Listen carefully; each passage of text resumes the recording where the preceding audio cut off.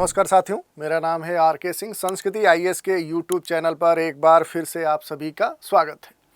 आज अपने इस एपिसोड में एक बड़े ही इंटरेस्टिंग सब्जेक्ट की चर्चा करने वाले हैं। बड़ा रोचक विषय है और ये हमारे स्वास्थ्य से जुड़ा हुआ मुद्दा भी है। और अगर बात करें तो आज का जो विषय है वो एक गंभीर संक्रमण को लेकर है और उससे जुड़ा हुआ जो इलाज हो सकता है उससे है। इस दृष्टिकोण से देखें तो आज का जो संक्रमण है ये एक ऐसा संक्रमण है जो 1 लाख लोगों में कुछ ही लोगों को होता है और यदि ये संक्रमण अपने अंतिम स्टेज में पहुंच जाए तो फिर क्या है कि वो लाइलाज है और उसके बाद उससे संक्रमित जो ऑर्गन होता है, जो अंग होता है, फिर उसको बदलना पड़ता है, यानी उसका ट्रांसप्लांट करना होता है। लेकिन यदि आप पहले से अवेयर हैं, जागरूक हैं, तो ये हो सकता है कि आप इस समस्या से निजात पा लें। तो अगर हम बात करें कि आखिर आज हम किसकी चर्चा करने वाले हैं, तो हम आज बात करने वाले हैं मल ट्रांसप्लांट, यानी जिसको अंग्रेजी में हम फेकल माइक्रोबायोटा बोलते हैं, उसकी आज हम चर्चा करने वाले हैं कि आखिर ये है क्या, ये कैसे लोगों की जान बचा सकता है। फिर हम देख लेंगे कि आखिर ये किससे संबंधित है, इससे कौन सा संक्रमण होता है, कौन सा संक्रमण से हमारी निजात मिल जाती है।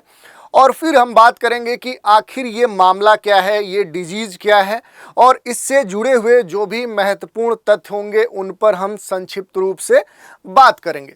चलिए बढ़ते हैं, देख लेते हैं। तो आज का यही टॉपिक है कि मल ट्रांसप्लांट क्या है, आखिर ये होता क्या है और इससे कैसे बचा जा रहा है और बहुत सारे जो लोग हैं इसके द्वारा उनकी जान बचाई जा रही है।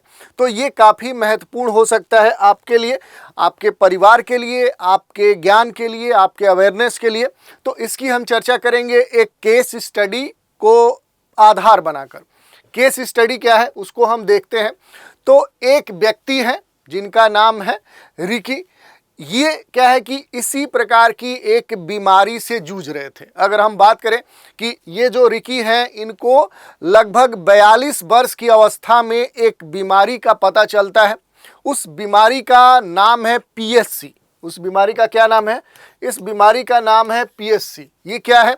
तो ये बीमारी है एक गंभीर ऐसा रोग जो लीवर से संबंधित है, जिसको प्राइमरी स्क्लेरोसिंग कोलेजाइटिस बोलते हैं। ये काफ़ी खतरनाक रोग है। इसमें क्या होता है कि लीवर में खतरनाक संक्रमण हो जाता है और ये कहा जाता है कि यदि इस बीमारी का इलाज नहीं कराया गया और ये अपने अंतिम स्टेज में पहुंच गया तो उस दौरान क्या है कि आपको जो भी इससे संबंधित जो ऑर्गन है, जो अंग है, जैसे अगर बात करें तो यहाँ पर जो लीवर इससे प्रभावित है, संक्रमित है, तो फिर क्या है कि फिर लीवर का प्रत्यारोपण ही कराना एकमात्र विकल्प है।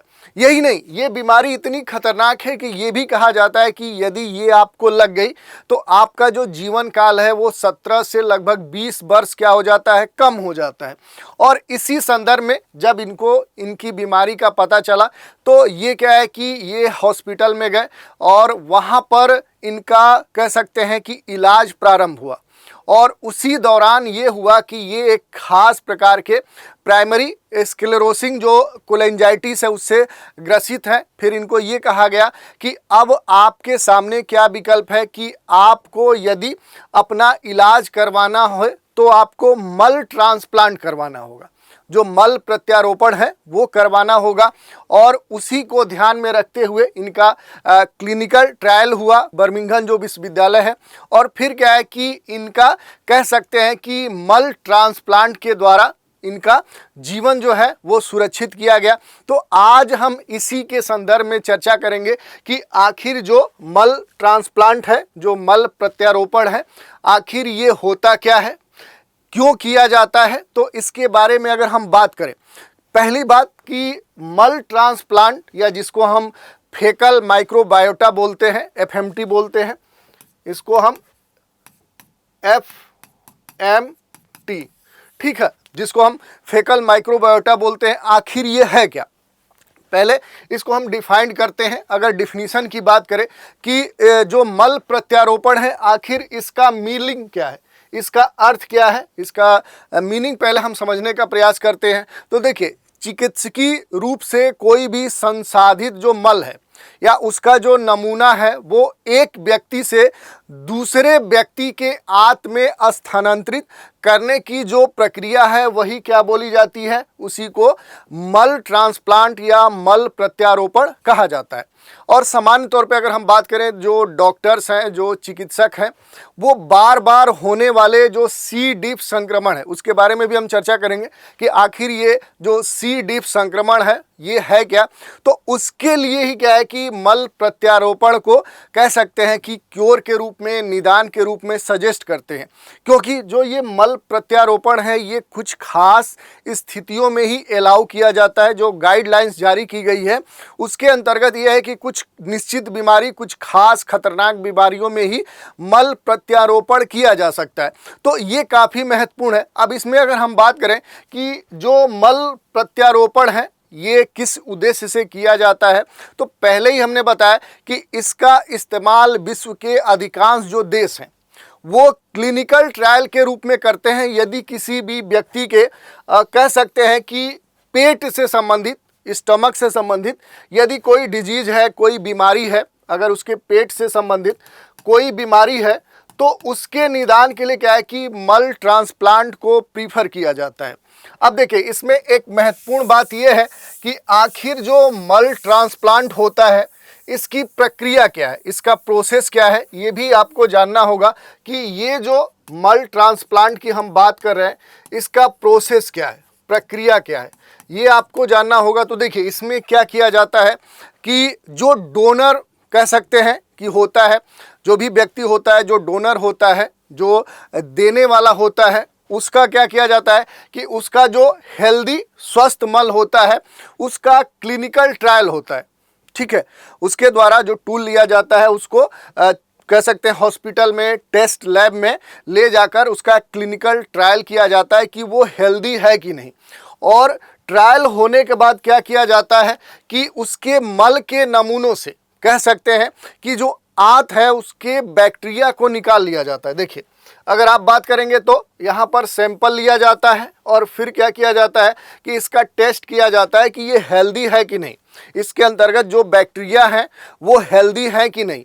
और उसके बाद क्या किया जाता है कि इससे इस हेल्दी जो मल है उससे जो कह सकते हैं कि जो हेल्दी बैक्टीरिया उनको निकालने के बाद क्या किया जाता है कि जो भी रोगी व्यक्ति होता है उससे संबंधित जो उसके आंत में अनहेल्दी जो बैक्टीरिया है उनको निकालकर इस हेल्दी बैक्टीरिया को क्या किया जाता है, ट्रांसप्लांट कर दिया जाता है। यानी जो सी डिफ बैक्टीरिया होती है उसको इस बीमार व्यक्ति जो होता है उसके आंत में ट्रांसप्लांट कर दिया जाता है। और यही जो प्रक्रिया है इसी को मल ट्रांसप्लांट भी कहते हैं। सामान्य तौर पे अगर हम बात करें कि ये जो मल ट्रांसप्लांट प्रक्रिया पूरी होती है इसमें कोलोनोस्कोपी का यूज किया जाता है, कभी कभी एनीमा का यूज किया जाता है। और ऐसे ही क्या है कि नसोगैस्ट्रिक एक ट्यूब होता है उसका भी इस्तेमाल करके ये पूरी प्रक्रिया संपादित की जाती है। तो आपने समझ लिया कि आखिर जो मल ट्रांसप्लांट है वो है क्या।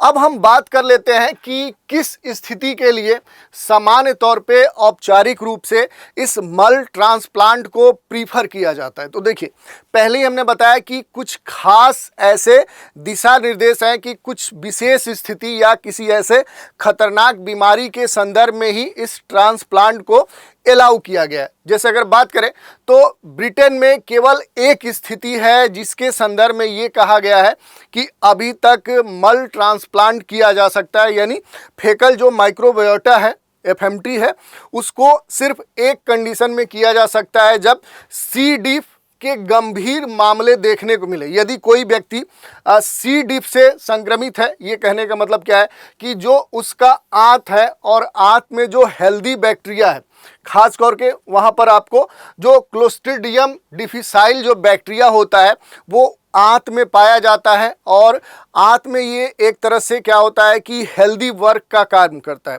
लेकिन जब इसका स्वरूप बदल जाता है और वहाँ का पूरा जो इकोसिस्टम है वो कह सकते हैं कि डिसबैलेंस हो जाता है और वहाँ जो बैक्टीरिया हैं उसमें ये स्थिति देखने को मिलती है कि हेल्दी बैक्टीरिया की जगह अनहेल्दी बैक्टीरिया की संख्या अधिक हो जाती है।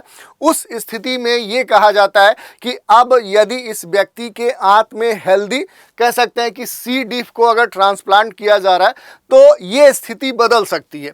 इसी संदर्भ में ब्रिटेन में ये कहा गया कि यदि कोई ऐसा व्यक्ति जो सी डिफ बैक्टीरिया के गंभीर संक्रमण से जूझ रहा है उसको मल ट्रांसप्लांट करने को अलाउ किया जा सकता है। तो ये आपने देख लिया, ऐसे अलग अलग देशों में इससे संबंधित नियम बनाए गए हैं।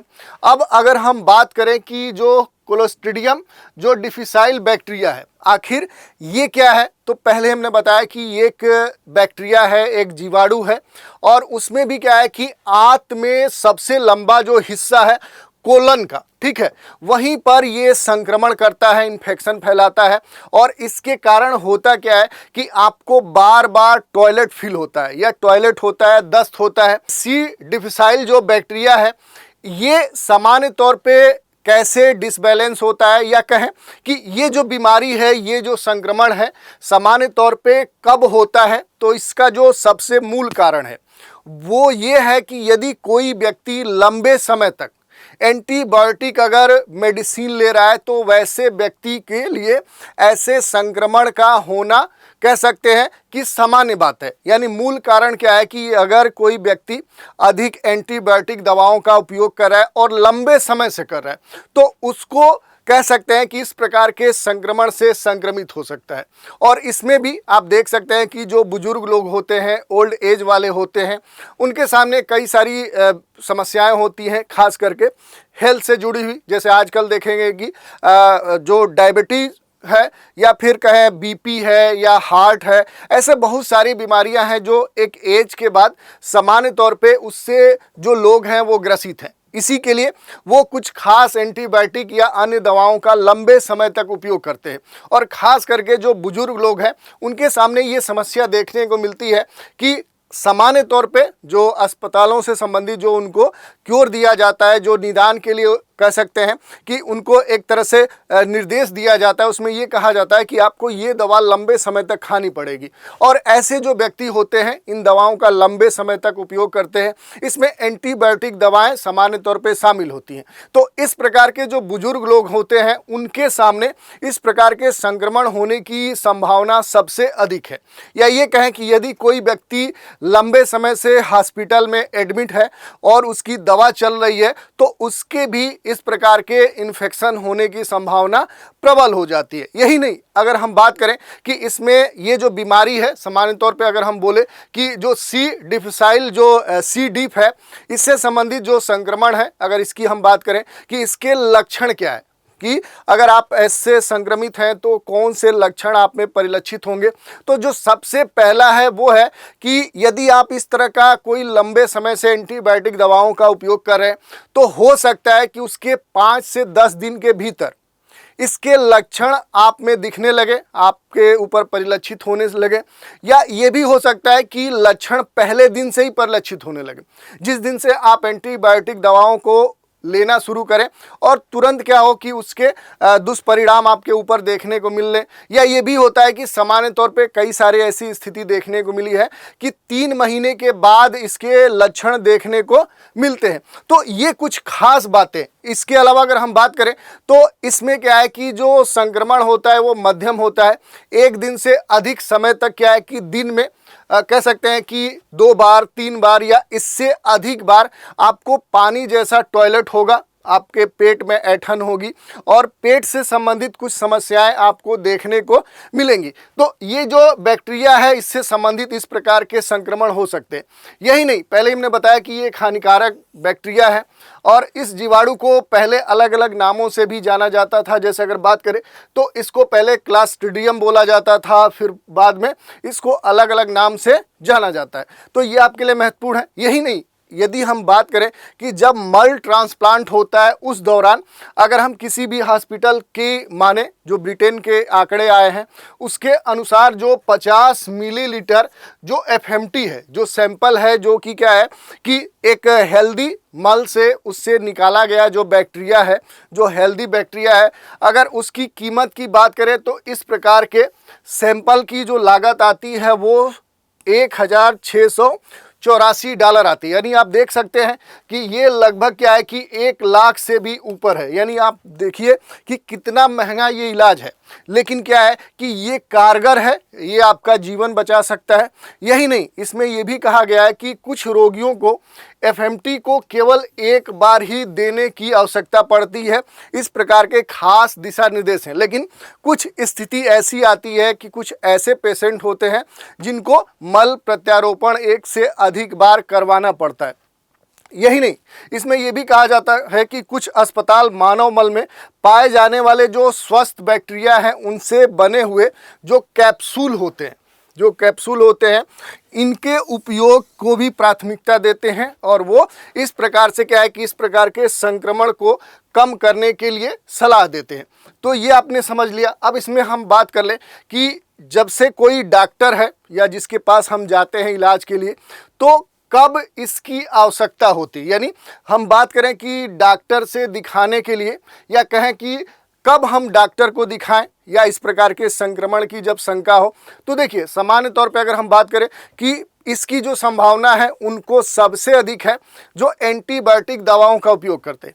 यदि आप इस प्रकार की दवाओं का उपयोग कर रहे हैं तो आपके इससे इन्फेक्शन होने की संभावना प्रबल है। तो यदि आप में कुछ खास लक्षण दिखाई दे, जैसे ये जितने भी लक्षण है, जैसे आपको एक दिन में 1 से अधिक बार अगर टॉयलेट जाना पड़ रहा है, आपका जो मल है वो पतला हो रहा है, अगर हम बात करें तो आपको लगातार हल्का बुखार रह रहा है, पेट में तेज दर्द हो रहा है, ऐंठन हो रहा है, आपके मल में रक्त आ रहा है, तो इस प्रकार के यदि आप में लक्षण देखने को मिल रहे हैं तो आपको डॉक्टर के पास जाना चाहिए, टेस्ट करवाना चाहिए, और ये पता करना चाहिए कि कहीं आप इस प्रकार के किसी संक्रमण से संक्रमित तो नहीं है, और यदि आप लंबे समय से हैं तो तुरंत इसके उपचार पर आपको ध्यान देना चाहिए। तो ये हमने देख लिया। अब इसके अलावा अगर हम बात करें कि ट्रांसप्लांट मल बैंक की ज़रूरत क्यों है, तो देखिए, अगर हम बात करें तो ये जो समस्या है ये अब धीरे धीरे बढ़ रही है। पहले ये कहा जाता था